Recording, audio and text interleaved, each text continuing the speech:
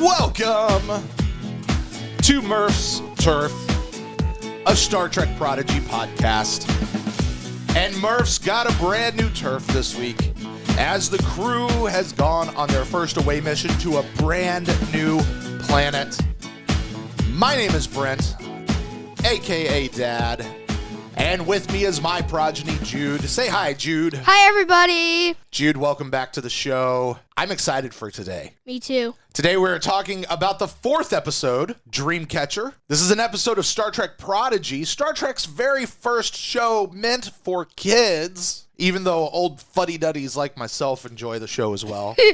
I'm really enjoying this show, Jude. Me too, actually. It's so good. It's so good. This is a show that's on Nickelodeon and on Paramount Plus. Jude, what other shows do you know that are on Nickelodeon? SpongeBob, Loud House, Bluey, I think. No, Bluey is on Disney, but Blue's Clues is on Nickelodeon. Yeah, that's what I mean. Yeah. Is Puppy Dog Pals? No, I think that's Disney, but Paw Patrol, I believe, is on Nickelodeon. Yeah. I think Blaze, all those kind of stuff. Wait, no, it's Nick Jr. Well, Nick Jr., yeah, that's right. This is Nickelodeon, that's Nick Jr.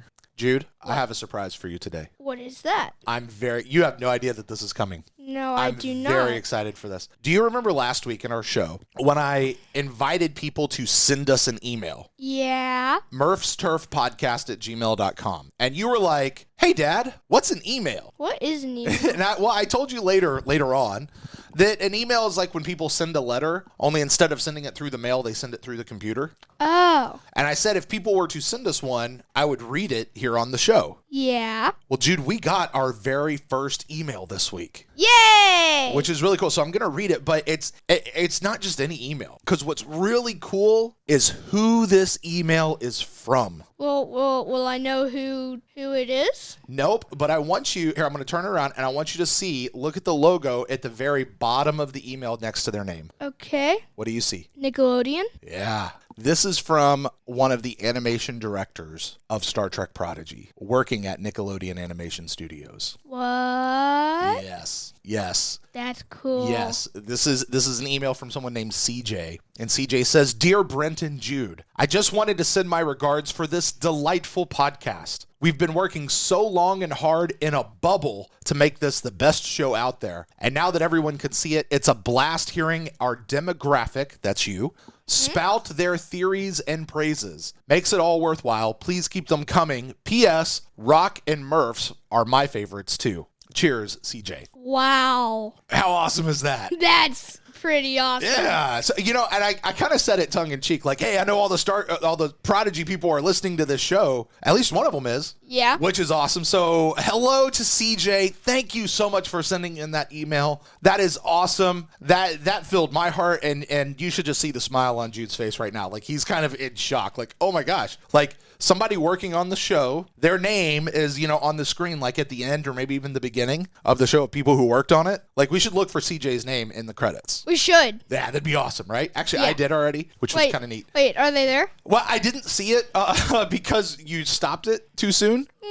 But I'll take a look at it because we will rewatch this episode. We will, yeah. But CJ, thank you so much. And for anyone out there, whether you work on Star Trek Prodigy or you're just somebody listening to this podcast, you're a fellow Trekkie, maybe you're a new person, maybe you're the target audience, maybe you're a kid and you want to send an email to Jude, or me, but really to Jude, you can do that by sending it to Murf's Turf. That's Murf's Turf podcast @gmail.com. Thanks again, CJ. We really appreciate that.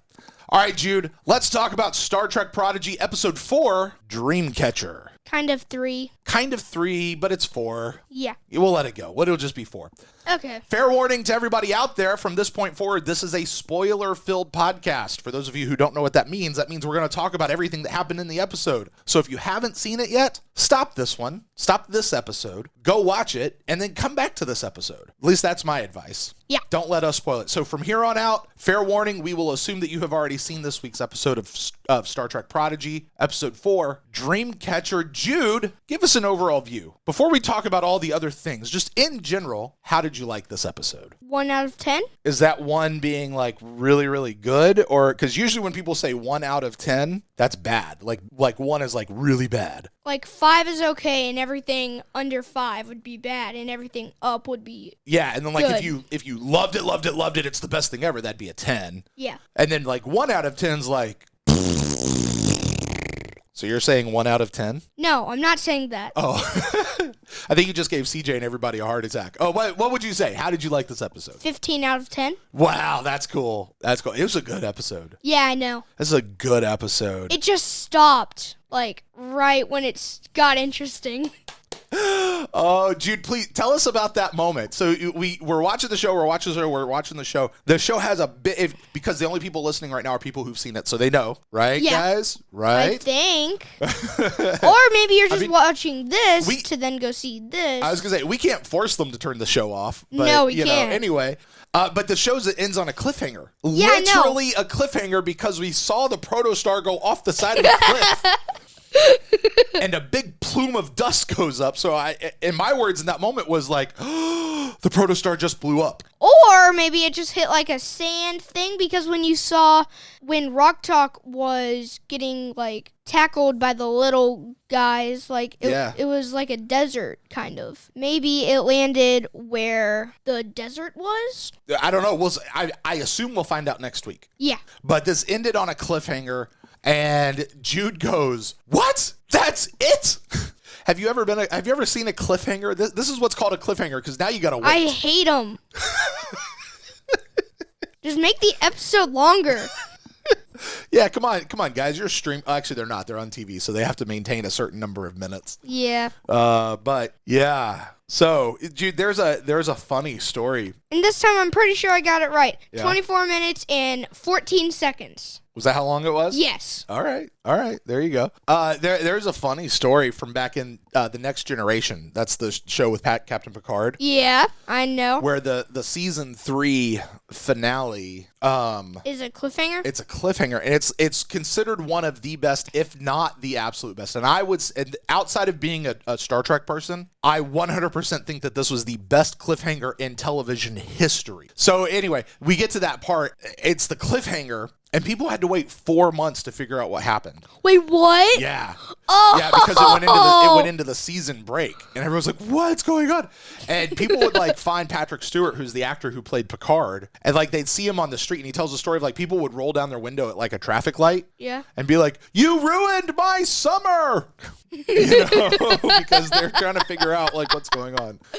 Anyway, so yeah, this episode was a cliffhanger. Jude, let me do a recap of the episode, unless you want to try it this week. No. You did a good job last week, buddy. I did? You did a great Thank job you. last week. You want to try it? No, you do it. Okay. The crew of the Protostar goes on their first away mission with a warning from Hologram Janeway to look out for each other. But despite that, the crew all splits up and each finds themselves entrapped by the planet, projecting their deepest desires. Dal is the first to shake it off, and he rescues the rest of his crew. But meanwhile, back on the ship, Gwyn escapes from the brig again and seizes control of the Protostar, which has also become trapped by the planet. Struggling to break free, the ship goes critical, falling over a cliff to its apparent doom, but not before Gwyn makes her escape on a shuttle pod, stopping to rescue Murf along the way. All right, Jude, we're going to go through this episode. We'll talk about some favorite moments. We'll talk about things we've learned. We'll talk about questions we had going forward. What do you think will happen next week? We'll talk about what happens next week. We'll even talk about what was the message of this week. Last week it was you have to learn how to accept for help. What was the message for this week? We'll get there eventually. Okay. But Jude, let's start with our favorite moments. What were some of your favorite moments from this week's episode, Dreamcatcher? I liked when they were saving Jankum Pog from the food thing. Uh-huh. He was like, "Why was I last?" He's like, whoa. Why was Jankum rescued last? That was so good. I loved it. Also, favorite moments is I really liked that like the planet is like a living creature, right? That was a neat concept. Yeah, I know. I really like that about it. Like, is the planet itself a living creature, or is this a creature that's living on the planet? Like as far as I can tell, it's the planet itself. Yeah. You know, but who knows? That's a great concept, though. I mean, did they ever show the faces of when Dal was like walking around and saw what he thought was his parents? Well, but remember, Jude, so the planet makes those projections, makes those images because they can read the minds of the people that are there, right? Yeah. And the projection of Janeway said you don't remember what your parents looked like. So apparently Dal's parents died or went away when Dal was just a baby or maybe a young kid. So it couldn't show the faces because Dal didn't remember what the faces looked like. Oh, that's why. And another thing is Murf and Gwyn. Like, Gwyn is talking nice with Murf. Like, but then, like, right when he goes chasing the robot, like, she says, "You look smarter. You're smarter than you actually look like you are." And then Murf just goes, whoop, out the door, following, chasing the robot. Right. And then Gwen's like, maybe not. Right. And I think you get in that moment, like, there's a bit of, you know, like when your sister does something, like, super cute. Yeah. And you're like, "Aw, I love her." Like, there's a bit of that, the way Gwen says it, like, and maybe not, but I love you anyway. Like, there's a little bit of that as she's talking to, you know, she's talking about Murf. Yeah. So. And also, Gwen saved Murf. Yeah. That was a great moment. Yeah. That might have been the best moment of the whole thing because, one, I would have been destroyed if something bad happened to Murf when the Proto Star went down. Would have been absolutely destroyed. But when she stops to rescue Murf and it makes her stop and pause and go, "Oh, I gotta get him," and she gets it, and we see her like hugging him when that shuttlecraft opens up, and they're both like shaken up. Yeah, they're both very much shaken up. Like, oh, such a good moment. Such a good moment. And you know, Jude, I said last week in my what I think's going to happen next week. Yeah. Do you remember what I said I thought would happen? No. I said somehow Gwen's going to have to stop being a prisoner. Yeah. And she's going to have to become a part of the crew. And I think this is the way that between this episode and next week's episode, because next week will complete the story. I think maybe, yeah, it could be another cliffhanger. I don't know.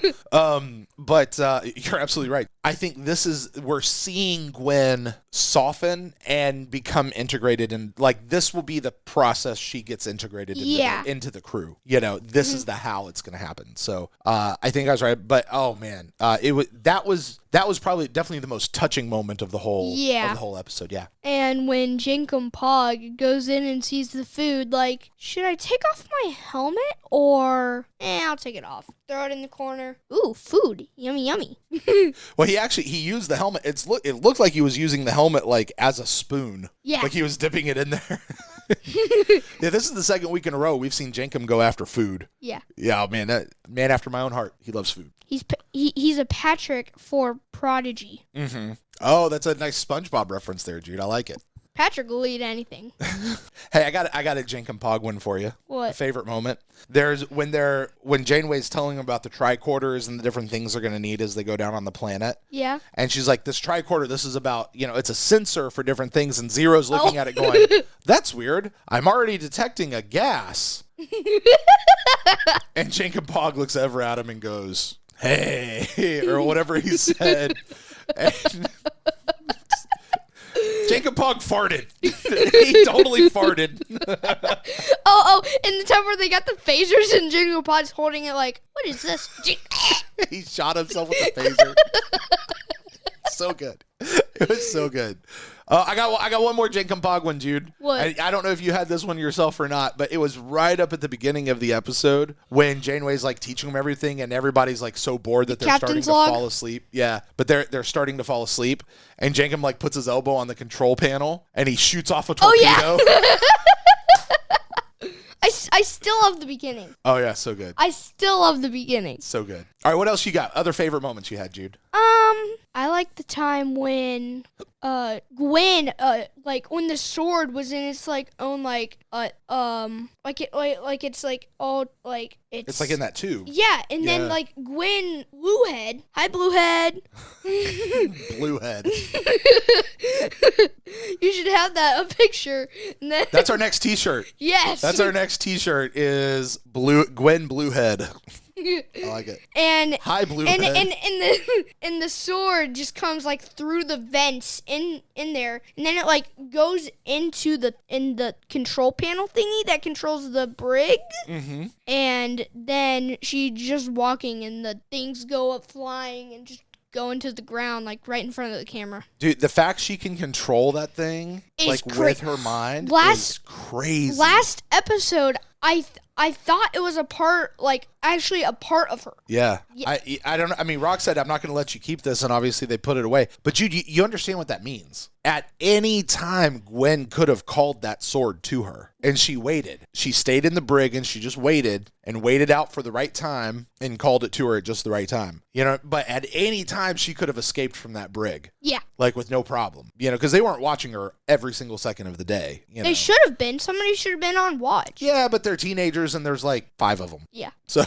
I mean, if you count Murf. Sure. Yeah, I do count Murf. I count Murf every time. Yeah. But is Murf really going to do anything? Like... Jude, Murf has played an important part in every single episode so far. Like pew pew pew button. He hit the pew pew pew button. He found the brig in the second one. And in this one, he's the one who's going to be the one, I think, that turns Gwyn to a good person, which we just talked about. Like, without him being there, Gwyn would have just escaped on her shuttlecraft and flown away. Yeah. I think Gwyn is going to, like, take Zero's spot because remember when she... pilot? Yeah, she was, like, hacking into the computer. Yeah, well, I mean, Jude, that's something... and she said, and she was talking to Hologram Jinwei about that her father was training her for the engineers. She thought she knew why, because she will be the engineer, maybe?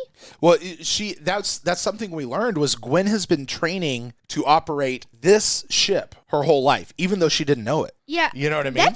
That is... Like, Diviner's been... Diviner's had this planned out for a while. How does the Diviner know the controls for the ship? Now we're getting into questions we have going forward, and it all works together. This is why we jump around. Yeah, Jude, that's absolute. I think that's a question. Why does the Diviner know so much about the ship that he's trained Gwyn, and he trained her how to use it really accurately? Like, she just went in and knew how to do it, even though she's never seen it before. Like, I mean, that's crazy. That's crazy. Yeah, absolutely crazy. Jude, I have 2 more favorite moments to give you. Okay. Do you have any more favorite moments, though? No, I do not think so. I got 2 more I want to give you. One, you kind of referenced it when you were talking about the beginning, and I think you were talking about the opening credits, but just overall, the planet, everything, the animation, shout out to CJ, the animation in this episode especially continues to blow me away. It is gorgeous. It is. And so beautiful. The maze was beautiful. Oh my god, the planet with those little hump things, but the clarity with which they're animating this. I mean, I'm going to probably say this every week. My hat's off to these guys for how much they're really diving into this show. And I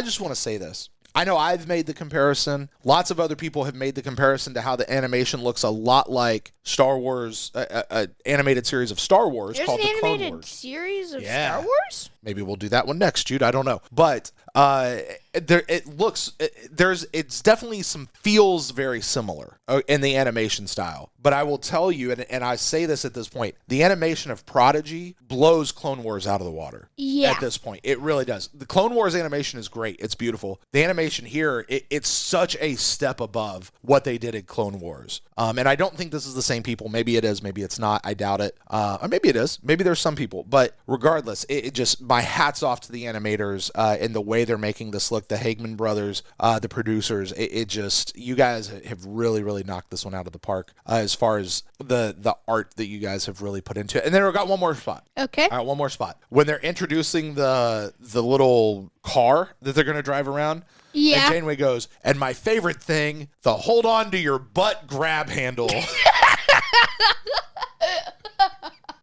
I think you were laughing so hard you didn't have a chance to make that note, but no, I have that. I've said that in our car. Like you know the little handle like above the door. Yeah. What do I call it? Do you know? No. I call it the oh crap handle. Why? Because when something happens, you go oh crap and you grab it like to hold on. Like yeah. I call it the oh crap handle. They call it the hold on to your butt handle. Grab bar. Imagine you're just going at like 1,000 miles per hour. Right. And then you're going off a cliff and you're like, hold on your butt. Yeah, grab onto your butt. Hold on to your butt. That's right. Oh, crap. Jude, I got one thing that I want to talk about in my For the Trekkies segment. Okay. Speaking of that, I should have written down what they called it. I'm sorry, I didn't. I'm going to call it the crawler, that little car that they were driving. That car that they're driving, I don't know if the people that wrote the show meant for it to be this, but it was very reminiscent of something that we saw in the last Star Trek movie from the Next Generation, which was a movie called Nemesis. Where, like, they go back in time and the Borg takes over the Enterprise. Nope, that was First Contact. This was actually 2 movies later. And Picard drives off the Enterprise and he's got this little dune buggy car. And he just goes, and it's Captain Picard driving it, and he's flying over the Earth. Out, I think it was in a desert, so dust is getting kicked up all over the place. I'll show it to you sometime. It was a cool scene. It was a fun scene, but it was kind of a little reminiscent of that. So that made me think back to that. Jude, why don't we talk about some things that we learned, information we learned through the show. What did you learn in this week's episode? Either the planet, either there's a type of alien species that can come into a planet and, like, hack into, like, the planet and, like, make the planet have, like, holograms. Mm-hmm. It's on, like, little hologram. Make whatever it wants. Yeah. Yeah. It could make a whole new protostar. It could. Ooh, maybe what it could have done is it could have made another protostar and they go back to the protostar, but it's not actually the protostar, it's the planet. Or maybe there are types of planets out there that can make holograms or make whatever it wants, or there's a kind of alien species out there that can go into a planet and control the planet, kind of like the Diviner did to the asteroid. Like he controls... maybe it was the same kind of alien species that the Diviner and Gwyn is. So you think whatever this thing is on the planet might be the same species as the Diviner and Gwyn? Maybe. We'll find out. But definitely it looks like there's something there. We did learn 2 things about the planet, though. I want to make sure to point out. First thing, you know how the last couple of weeks I've been saying I think the show is set in the Delta Quadrant? Yeah. Because they briefly mentioned it in the first episode. They said something about being this side of the Delta Quadrant, so we think that it's there. Also, we had the caves on. Last week, there were some other things that made me think it was in the Delta Quadrant. This week, because I know everybody out there is wondering, they're so concerned about where we are in the galaxy like I am. This is the stuff I think about, Jude. But 100% we're in the Delta Quadrant, and here's how I know. Did you catch the name? Actually, this is a thing for the Trekkies too. Did you catch the name of where they said this planet was? No. They said it's in something called Hirogen space, and Hirogen is one of the alien species that we met in Voyager over in the Delta Quadrant. And as you eventually watch Voyager one day, you'll meet the Hirogen, okay? But I'm watching Voyager right now. Well, we'll get there, and you'll eventually meet them, okay? Okay. So you'll get there, but for my mind anyway, as the old Trekkie, the old fuddy-duddy, yes, 100% that's where we are. I know everybody else was just super worried about that. But, Jude, the big thing that you kind of, I guess, need to know as a young one, as a new one coming into Star Trek, Janeway taught us what an M-class planet was. She said that this planet was an M-class planet. Did you catch that? Do you remember what that said? Yeah. What she said that was? What is an M-class planet? It's a habitable planet. Yeah, it's a planet that can take... And then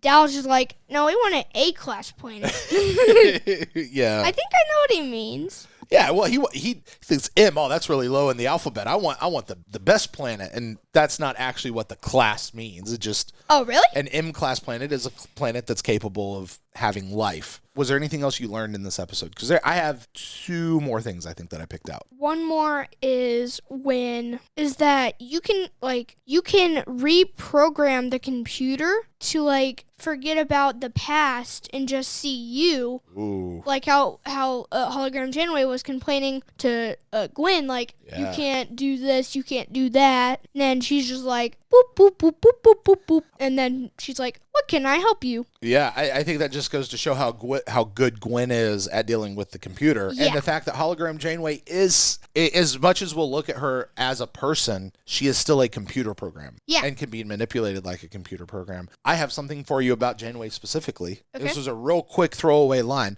But she said, I don't have any record of a diviner. So the Federation and all of those guys, they don't know who the diviner is. They don't know what the diviner is. Now, remember how the diviner is like, bring me my ship. It's my ship. I want to get my ship. Well, they don't know who the diviner is. Maybe the diviner is a changeling? Or maybe Dal's a changeling and he just doesn't know it. I don't know. All of that is questions, I think, going forward.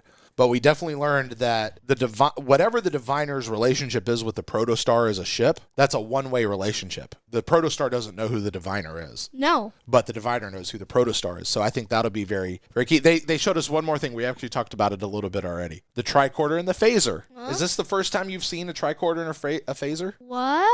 So the tricorder, that's the device that Zero had that they used to scan everything. And they're like, oh, I'm finding a gaseous thing right now. And Jin Kapog goes, sorry. That little device, that's called a tricorder. It's a scanning device. Like the thing that they use with Ghostbusters, or like the flaps go up and like they wave it around and they find ghosts. That's a PKE meter, but it's kind of the same thing. It's the PKE. Jude has just determined that a Ghostbusters PKE meter is the same thing as a tricorder. You're kind of right. Yay! There you go. But yeah, a tricorder, and you'll see as you watch more Star Trek, Jude, there are tricorders all over the place. There are? There's medical tricorders. There's engineering tricorders. Like, yeah, they use tricorders. That's how Hologram, Janeway, and the ship found out that the planet is habitable. Well, those were sensors, and the tricorder is like a thing that they can take that has sensors in it to tell whoever holds it what they've got going on. Basically, they can scan it and just see what's going on. We also learned about the phaser, though. And she said this. Remember when Jankum Pog shot himself? Yeah. What did Janeway say right after that? Good job, since... Good thing it's in stun? Stun, yeah. She said they all default to stun. And that's the thing. So phasers have a couple of different settings. Which are... You can set your phaser to stun or set your phaser to kill. Oh, crap. So you can turn the power up and actually kill somebody, or it could just be on stun and it just hurt me for a minute. Or could it be like that thing from Stargate where like all they have to do is squeeze it and it like stuns them. You're out. And then they squeeze it again and it shoots them again. And it kills them. And then it makes them disappear. On the third time. On the third time, yeah. You're talking about the Zat Nicotel. It's the same idea. It's the same idea. Does the phaser do that? Just make them disappear out of existence? It can. We've seen them take a phaser and turn it all the way up and shoot somebody and like hold it on them for a minute. Yeah. Now, where in Stargate, the Zat Nicotel, you got to shoot them a couple different times. Yeah. In Stargate or in Star Trek with the phaser, you just turn it up. You turn the thing up and you could shoot them and you hold it on them and all of a sudden they just disappear. You know, they kind of melt into whatever. Space dust. Yeah. So phaser has different settings on it where it could hurt you or it could not hurt you. So things we learned. All right, Jude. Let's bring it home. Let's bring it in. Questions we have going forward as we look towards the end of this episode. What are some questions you have going forward? I know we've talked about Gwyn and how she was trained for the ship. What else did you have as far as questions still to be answered? What was that robot? What did that robot do? Which robot? When Murf was chasing. Oh yeah. What were those little robots? They were just running around the ship. Maybe they repaired the ship? They might be, Jude. They might be, which we see something like that much later on in Discovery. So maybe the show is set really far into the future. I don't know. Ooh. Yeah. Maybe if the ship gets really damaged and it's almost impossible to redo, maybe it has like a backup system where it can like remake itself. And that could be those little robots. Yeah, absolutely. Yeah, and it could be those little robots. Could be. What else you got? What other questions you got? Dal was kind of like the hero of this show, like when he was saving everybody. Yeah. And like, is Dal still a jerk, Jude? I don't know. You said last week Dal's a jerk. Probably my favorite moment of the whole show last week. Dal's a big old jerk. Jerky Burk. He was a little jerky today, but he not came as around. Much. Yeah. But especially at the end, he came around, you know? And do we know how she can, like, make her head blue? I don't, but I think that's a big thing is what is it that she's controlling? What is that thing? What exactly is going on with her species that allow her to do that? I think it's a great question. And another question is, how is the planet able to interfere with Rock Talk, Jinkum Pog, Gwyn, Murf, or not really Murf? Well, that one they told us. And how Okay, well then I didn't catch it. Yeah. How did the planet or alien maybe? Yeah, it basically just said they can read their minds. They can read their thoughts and their memories. Yeah, I know, but fears. how does it block out all their senses so they don't know? Like, maybe it works like drugs or something, Jude. Maybe. Yeah. And my last question is when the ship got tangled up by They called it Celia. Yeah. Holograms don't really feel anything. They should normally just stand there if something happens to them if the ship moves. But when it got stuck by the vines, she tried to get her balance. Well, yeah, I mean, because Janeway, I think a part of that, and that's a good question. Like, why was Janeway all kind of freaking out? It could be one of two things. One, maybe nothing bad happened to the ship at all. Maybe the planet made them see that thing happening to the ship, and they had Janeway kind of freaking out because that was actually an illusion from the planet. And maybe the ship's perfectly fine and still just sitting there. Maybe. I don't know. Or maybe the Gwyn and Murf and hologram Janeway was just an illusion, but they showed us in the camera. Yeah. Or maybe Gwyn. I don't think Gwyn and Murf were illusions. No. And I don't even know that the ship and hologram Janeway was an illusion. The other thing I would say is maybe where Janeway is connected to the ship. So if the ship is in distress and freaking out, then the hologram is in distress and freaking out. Maybe it's that. It could be that. Or maybe the writers just needed something to make us feel, freaked out as well. Maybe. It could be that. You got any other questions going forward? Who was driving the four-wheeler thing? That was. Dal was? Yeah. Oh. Dal was driving. So I've got a couple of questions specifically about Dal. What happened to his parents? Yeah. Why doesn't Dal remember what they look like? Exactly what is Dal's? And for that matter, what's Rock Talk's deal? Yeah. I mean, honestly, everybody. I want to know what their deal is, but specifically just from this episode, what happened to Dal's parents? I want to know this. This is a little question. I don't think this is ever going to be a big thing. Maybe it will. But remember when Zero found the thing in the maze and he said, wow, it's the ship's engine. What's the ship's engine doing out here? That's really weird. But the ship's engine looks a whole lot like Zero. It does. And I'm like, well, you remember how the diviner, he really wanted, Zero? Maybe there's some connection between Zero and the ship that we don't know about yet. Maybe. Or maybe the hologram illusion thingies. You know how when Rock Talk was on the ground with the little furry thing? The furry thing was acting like what Rock Talk would act like if she was one. Maybe the hologram actually acts like them. Ooh, good insight, Jude. Maybe. I don't know. I've got one more thing, and I noticed this a lot.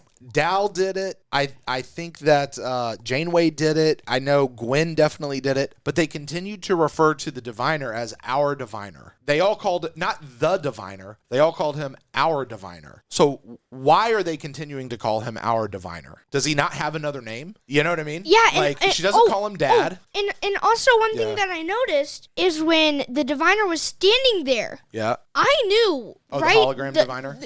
Right the second it was not the diviner. Yeah. Because remember, it's orange. It's like orange gloop. Oh, that's going through the tubes on his yeah, chest? Yeah, but it was purple. Ooh. It was purple. So it was different here. Oh, he noticed something. And I just want to know why they call him our diviner. So, all right, Jude, let me ask you this. Kind of a new segment I think we need to bring into it because, Star Trek, one of the things that Star Trek does for us, Jude, what? Is it teaches us and gives us lessons. It does. Star Trek has always done that since the very first episode. And these are important lessons that we as people would do well to learn and to grow from. And it's one of the reasons why I say all the time, Jude, you heard me say it last week, I think the world would be a better place if we just sat down and watched Star Trek. Exactly, because of the things that Star Trek is trying to teach. It's not just fun, it's not just entertainment, although it is that. It's also teaching us something. So, last week you said the lesson was about learning how to ask for help.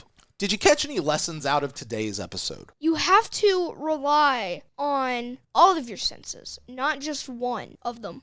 Sight.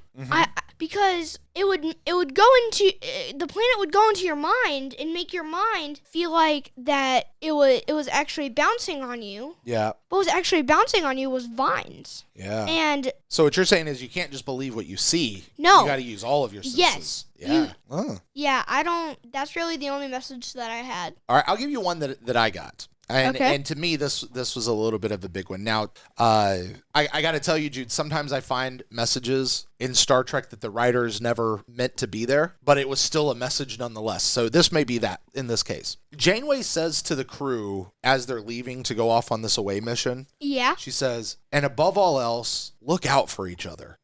But the first thing they do is split is up. they all go their own way. And Dal actually probably remembers that what Janeway said and goes back to help everybody else. And hopefully he heard her. I don't get the feeling anybody heard Janeway say it. Hopefully she did.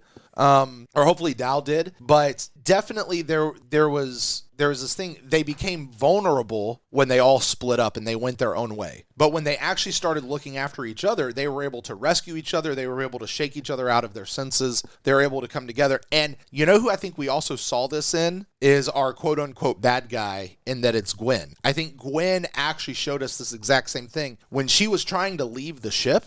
Oh! And she turns around and sees Murf. She's looking out for him. She stops to rescue him and doesn't just get away herself. You know what I mean? Mm-hmm. It's this idea of we have to be, we as a people, we as a team, we as a family, right? Yeah. We have to look out for each other. We just can't be interested in our own self, you know? Right. We've got to be worried about what's going on with our fellow humans, with our brothers, our sisters, our moms, our dads, our kids, our cousins, our friends, our neighbors, our teammates, whatever it is. We need, that's a great Star Trek message. Don't just look out for yourself. Look out for each other. Look out for each other. And you see what trouble they got in when they were just looking out for themselves. And the way to get out of it in next week is when they start looking out for each other and work together, right? Yeah, so one thing that I saw is last week Dal was a jerk and he didn't want to ask for help, but in this episode he started asking for help. So maybe he learned a lesson about he can't always do it all by himself, and maybe next episode he will stick together and learn to look out for each other. And maybe he'll help lead the way, because Yeah. he's supposed to be the leader. He's supposed to be the captain, right? Yeah. He'll lead the way. And no, don't go apart. We have to stay together. Don't go off on your own. We got to stay together.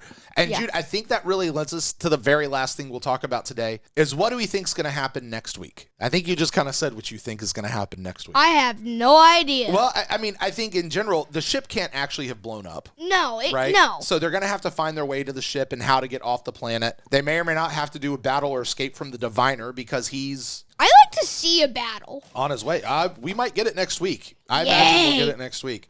I've got one more theory. What? And I think I mentioned this while we were watching the episode. Remember how at the beginning Dal said Janeway thinks we're cadets and Janeway keeps talking to him about cadets? Oh, yeah. I think Janeway 100% knows they're not cadets. And just playing with them? I think she's just going along with it. But like even to that moment where Dal's like, oh no, we're not going to go check out that planet. She goes, okay, I'll just tell Starfleet. And Dal goes, oh no, don't tell the adults. And she just sort of smiles at him. Like I think she knows they're not cadets. She's going along with it. Why anyway. didn't Dal want Starfleet to come after them? Well, because if they're not supposed to be on the ship, are they? No. No, they're not. So, he thinks if Starfleet finds out that they have the ship, then they're going to come take the ship away from them. And Dal still doesn't trust. Dal doesn't trust the Federation yet. He doesn't know to trust the Federation, and he thinks that they're going to come, like I said, take the ship away and maybe even give them back to the Diviner. So we'll see. But that's my theory. Yeah, I have one more, Great, go for it. which is kind of in questions we have going forward Okay. about what time this is set, because rest of Starfleet didn't like Starfleet kind of get all like mess up when some kind of alien species came in and blew up all the dilithium crystal. Buddy, you are And so that means Yeah. it can't be too far into the future, because then there couldn't be any more, or there could have been more starships, but there couldn't have been as many. Well, what if Starfleet doesn't exist in this time, wherever this show is set? Yeah. And Janeway's just messing with Dal because she knows that that's what's going to get him. Yeah, but I mean, Jude, what you're be. talking about there is something that happens in a whole nother series. It's amazing Which is to me. Discovery? It's amazing to me what you pick up just because of what I've watched on TV and you haven't really been watching it. You just sort of come in and out. So, but yeah, that is a plot point for something that happens in the far future, far future. So we'll see. And you're right. I still have a question. I think we figured out where the show is set. Now we just really need to know when the show is set. I have my suspicion. I think it's probably in the realm of Next Generation and Deep Space Nine and Voyager, maybe a little bit after that. Maybe in the timeline of where we find the TV show Picard right now. Don't worry about it. We'll talk about it later, Matt. Jude. Picard? We'll talk about it later, buddy. Hey, listen.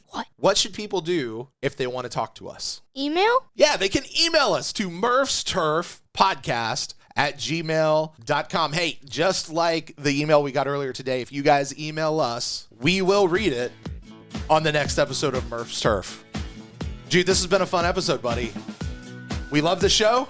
Yeah, we do. It's a fun show. So listen, you guys email us at Murf's Turf at Gmail. Murf's Turf Podcast at gmail.com. One of these days I'm going to get that right. We're going to read that on the next episode. Jude, I can't wait. We've got 7 days. 7? Ah! Bye, guys. Bye. Thanks so much. See you next week.